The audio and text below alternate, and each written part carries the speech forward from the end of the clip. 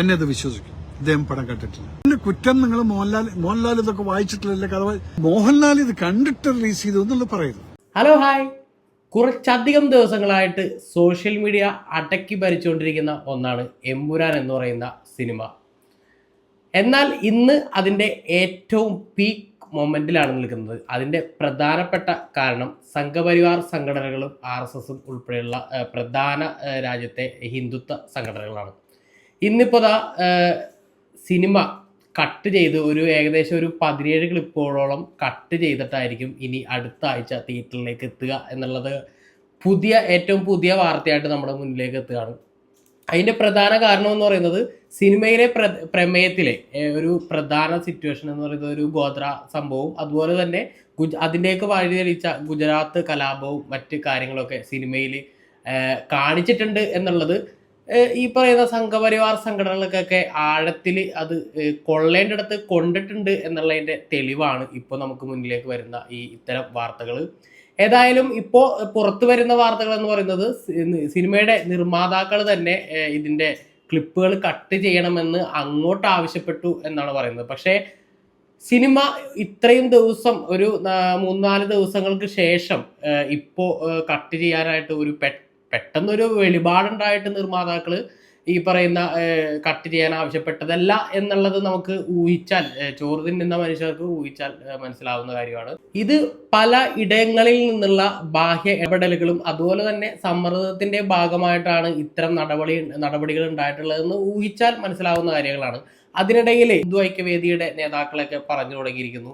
നമ്മുടെ ആടുജീവിതം സിനിമയുമായി ബന്ധപ്പെട്ട് പല വിദേശ രാജ്യങ്ങളിലൊക്കെ ജോർദാൻ ഉൾപ്പെടെയുള്ള രാജ്യങ്ങളൊക്കെ ഷൂട്ട് ചെയ്തുകൊണ്ടിരിക്കുമ്പോൾ പൃഥ്വിരാജ് ഏതോ ISS ഭീകരരുമായിട്ട് കൂടി അവരുമായിട്ട് ഒക്കെ വലിയ സംഘടനാ ബന്ധം ഒക്കെ ഉണ്ടെന്നൊക്കെ ആ രീതിയിലൊക്കെയുള്ള ആരോപണങ്ങളൊക്കെ ഉന്നയിച്ചിരിക്കുന്നു.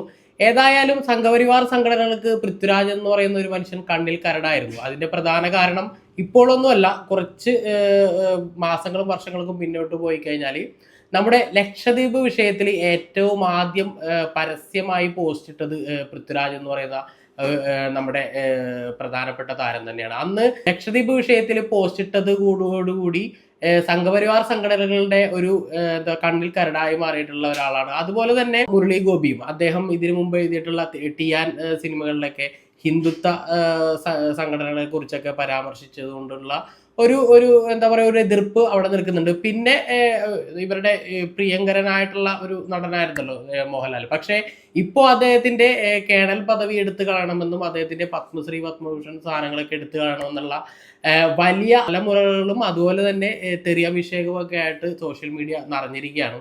ഇതിനിടയിലാണ് ഇന്ന് വലിയൊരു രസകരമായിട്ടുള്ള ഒരു സംഗതി ഉണ്ടായിട്ടുള്ളത്.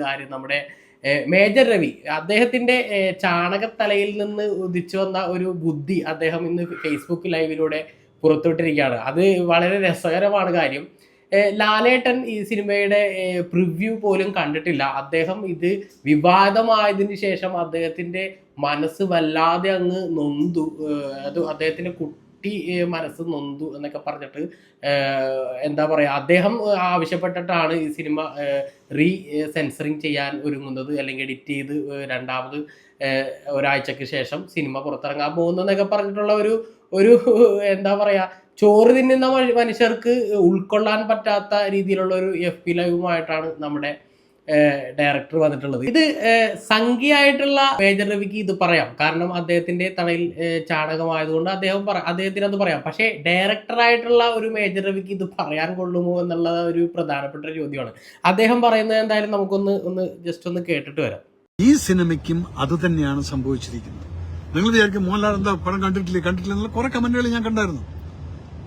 ദയവ് ചെയ്തിട്ട് എന്നെ അത് വിശ്വസിക്കും. ഇദ്ദേഹം പടം കണ്ടിട്ടില്ല. ഇതിന്റെ കുറ്റം നിങ്ങൾ മോഹൻലാൽ ഇതൊക്കെ വായിച്ചിട്ടില്ലല്ലേ കഥ. ചില സിസ്റ്റംസ് നിങ്ങൾ മനസ്സിലാക്കണം. പലയിടത്തും പല സിസ്റ്റമാണ്. അതുകൊണ്ട് മോഹൻലാൽ ഇത് കണ്ടിട്ട് റിലീസ് ചെയ്തു എന്നുള്ളത് പറയുന്നത്. അദ്ദേഹം പടം കണ്ടിട്ടാണ് ഇത് ഇറങ്ങിയെന്നുള്ളത് എന്റെ സുഹൃത്തുക്കൾ, ഞാൻ BJP-കാരാണെങ്കിലും ശരി, അല്ലെങ്കിൽ പെട്രിയോട്ടിക് ഫീലിംഗ് ഉള്ള ഓരോരുത്തന്റെയും വികാരം ഞാൻ മനസ്സിലാക്കണം. നിങ്ങൾ പറഞ്ഞതെല്ലാം. അപ്പോ ഇദ്ദേഹം പറയുന്നത് ലാലേട്ടൻ ഇതിന്റെ പ്രിവ്യൂ ഷോ കണ്ടിട്ടില്ല. അദ്ദേഹം കണ്ടിരുന്നെങ്കിൽ അദ്ദേഹം ഇതിന് കൂട്ടുന്നിരിക്കില്ല. അദ്ദേഹത്തിന്റെ പിഞ്ച് ഹൃദയം തേങ്ങി എന്നൊക്കെയാണ് അദ്ദേഹം പറയുന്നത്. ഇയാളൊരു സംഖ്യ മാത്രമല്ല, ഇയാളൊരു ഡയറക്ടറാണ് എന്നുള്ളത് കൂടിയാണ് ഇതിന്റെ ഒരു ഏറ്റവും വലിയ കോമഡി. ഇത്രയും വലിയ ബഡ്ജറ്റിൽ വരുന്ന ഒരു സിനിമ, അദ്ദേഹത്തിന്റെ തന്നെ പ്രൊഡക്ഷനിൽ, ആശീർവാദ് പ്രൊഡക്ഷനിൽ വരുന്ന ഒരു സിനിമയുടെ പ്രിവ്യൂ ഷോ അദ്ദേഹം കണ്ടിട്ടില്ല എന്ന് പറയുന്നത് ചോറ് അരിയാഹാരം കഴിക്കുന്ന ഒരാൾക്കും ദഹിക്കുന്ന ഒരു കാര്യമില്ല. ഇനി അത് മാറ്റി നിർത്താം. ഇനി ഇദ്ദേഹത്തിന്റെ ചാണകത്തലയിൽ നിന്ന് ഉദിച്ച ഒരു സാധനം വെച്ചിട്ട് നമ്മൾ അത് വിട്ടേക്കുന്നു. ഏത് പ്രിവ്യൂ ഷോ കണ്ടിട്ടില്ല എന്ന് തന്നെ വെക്കുക. ഇദ്ദേഹത്തിന് സ്ക്രിപ്റ്റ് വായിക്കാതെയാണ് ഇദ്ദേഹം ഈ സിനിമ ചെയ്തതെന്ന് പറഞ്ഞു കഴിഞ്ഞാല് ഇതിലും വലിയൊരു ഭൂലോക കോമഡി വേറെയില്ല. സിനിമ കട്ട് ചെയ്താലും അല്ലെങ്കിൽ പൊതിഞ്ഞു കെട്ടി വെച്ചാലും ഇത് സത്യവും ചരിത്രവും അത് മുങ്ങിപ്പോകില്ല. സിനിമയിൽ ബജ്രംഗി എന്ന് പറയുന്ന ഒരു കഥാപാത്രം വരുന്നുണ്ട്. അത് ചരിത്രത്തിൽ ബാബ ബജ്രംഗി എന്ന് പറയുന്ന ആളുമായി ബന്ധപ്പെട്ട് തന്നെയാണ് ഈ ഗോത്ര സംഭവം. അതുപോലെ തന്നെ ഗുജറാത്ത് കലാപമൊക്കെ അതിന്റെ പ്രധാനപ്പെട്ട ആളായിരുന്നു അദ്ദേഹം അറസ്റ്റിലായി, അദ്ദേഹം ജയിലിലുമായിരുന്നു. പിന്നെ ആരോഗ്യപരമായിട്ടുള്ള കുറച്ച് കാരണങ്ങളൊക്കെ കൊണ്ട് അദ്ദേഹത്തിന് ജാമ്യം ലഭിച്ചു എന്നുള്ളത് മാറ്റി നിർത്തി കഴിഞ്ഞാൽ അദ്ദേഹം കുറ്റക്കാരനാണെന്ന് തെളിഞ്ഞ ഒരു സംഭവം തന്നെയാണ്. RB ശ്രീകുമാറും അതുപോലെ തന്നെ സഞ്ജീവ് ഭട്ട് എന്ന് പറയുന്ന 2 IPS ഉദ്യോഗസ്ഥർ, ഈ കേസ് അന്വേഷിച്ച 2 IPS ഉദ്യോഗസ്ഥർ ജയിലിലാവുകയും ഇപ്പോൾ അവരെ കുറിച്ച് യഥാർത്ഥത്തിൽ ആർക്കും യാതൊരുവിധ അറിവുമില്ല എന്നുള്ളതാണ്. അത് പ്രധാനമായിട്ടും ഈ ഗുജറാത്ത് കലാപം നടക്കുന്ന ആ സമയത്ത് ഗുജറാത്തിലെ സർക്കാർ ഈ കലാപവുമായി ബന്ധപ്പെട്ട് യാതൊരു വിധത്തിലുള്ള നടപടിയും എടുത്തില്ല എന്ന് മാത്രമല്ല, നിശബ്ദനായി നിന്നു എന്ന് പൊതുസമൂഹത്തോട് വിളിച്ചു പറഞ്ഞതിന്റെ ഒരു ഫലമായിരുന്നു ഈ പറയുന്ന IPS ഉദ്യോഗസ്ഥർ ജയിലിലാവുകയും അവര് പിന്നെ പുറംലോകം കാണാത്ത ഒരു അവസ്ഥയൊക്കെ. മലയാളിയായിട്ടുള്ള RB ശ്രീകുമാർ അദ്ദേഹത്തിന്റെ ഗുജറാത്ത് ബിഹൈൻഡ് ദ കർട്ടൻ എന്ന് പറയുന്ന ഒരു പുസ്തകത്തിൽ അദ്ദേഹം കൃത്യമായിട്ട് ഇത് എഴുതി വെച്ചിട്ടുണ്ട്. ഇത്തരം വസ്തുതകൾ നിൽക്കുമ്പോൾ ഇത് എത്ര പുകമറ സൃഷ്ടിച്ചാലും അല്ലെങ്കിൽ എത്ര സിനിമകൾക്ക് കട്ട് വീണാലും ഒക്കെ ചരിത്രവും സത്യവും നമ്മുടെ മുന്നിൽ നിൽക്കുമ്പോൾ ഇതൊന്നും വായിക്കപ്പെടാൻ കഴിയില്ല. വലിയൊരു കോമഡി എന്താണെന്ന് വെച്ചാൽ ഇതിങ്ങനെ ബഹിഷ്കരണാഹ്വാനവും അതുപോലെ തന്നെ ഈ പറയുന്ന സിനിമ റീസെൻസറൊക്കെ ചെയ്യുമ്പോൾ ഈ സിനിമക്ക് തന്നെയാണ് ഏറ്റവും കൂടുതൽ ഗുണം കിട്ടുക. 48 മണിക്കൂർ കൊണ്ട് 100 കോടിയിലെത്തിയ സിനിമ ഇനി എന്തായാലും വലിയ കുതിപ്പാണ് ബോക്സ് ഓഫീസിൽ നേരിട്ടുകൊണ്ടിരിക്കുന്നത്. അപ്പോൾ സ്വാഭാവികമായിട്ടും ഇനി അങ്ങോട്ട് കൂട്ട് വീഴുന്നതിന് മുമ്പ് അല്ലെങ്കിൽ കട്ട് വീഴുന്നതിന് മുമ്പ് സിനിമ കാണാനായിട്ട് ആളുകൾ നെട്ടോട്ട് ഓടുന്നുണ്ട്. അപ്പോൾ കട്ട് വീഴുന്നതിന് മുമ്പ് ഇത് എങ്ങനെയെങ്കിലും കാണണമല്ലോ. ഇപ്പം എന്തായാലും കട്ട് ചെയ്തിട്ട് അടുത്ത ആഴ്ച ആയിരിക്കും എന്തായാലും റീസെൻസറൊക്കെ ചെയ്തിട്ട് ഈ സിനിമ തിയേറ്ററിൽ എത്തുക. ഈ 48 മണിക്കൂറിൽ 100 കോടി അടിച്ചെങ്കിൽ അടുത്ത ഒരു 3-4 ദിവസം കൊണ്ട് റെക്കോർഡ് കളക്ഷനിലേക്ക് ഈ സിനിമ എത്താൻ പോവുകയാണ്. പിന്നെ അത് മാത്രമല്ല, ഈ വിവാദം സൃഷ്ടിച്ചത് കൊണ്ട് തന്നെ ആളുകൾ ഈ പറയുന്ന ചരിത്രം തേടിപ്പോകുന്ന ഒരവസ്ഥയുണ്ട്. ഈ ചരിത്രത്തിൽ സംഘപരിവാർ സംഘടനകൾ എപ്പോഴും ഒറ്റുകാരുടെ പട്ടികയിലാണ് എപ്പോഴും നിന്നിട്ടുള്ളത്. അപ്പോൾ അത് കൂടുതൽ വെളിവാകുന്ന ഒരു സിറ്റുവേഷൻ ഉണ്ട്. അപ്പോൾ സ്വന്തം കുഴി തോണ്ടുന്ന സംഘപരിവാർ സംഘടനകളിലാണ് എനിക്ക് എമ്പുരാൻ സിനിമയുടെ ഭാഗമായിട്ട് എനിക്ക് കാണാൻ കഴിഞ്ഞിട്ടുള്ളത്.